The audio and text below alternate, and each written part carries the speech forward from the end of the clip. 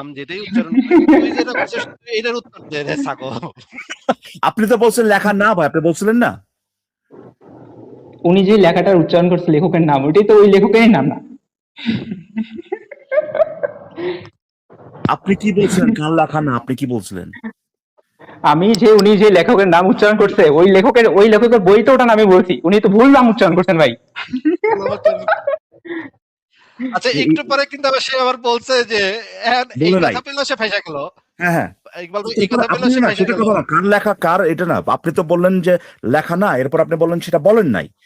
মানে ঘটনা তো সেখানে ভাই।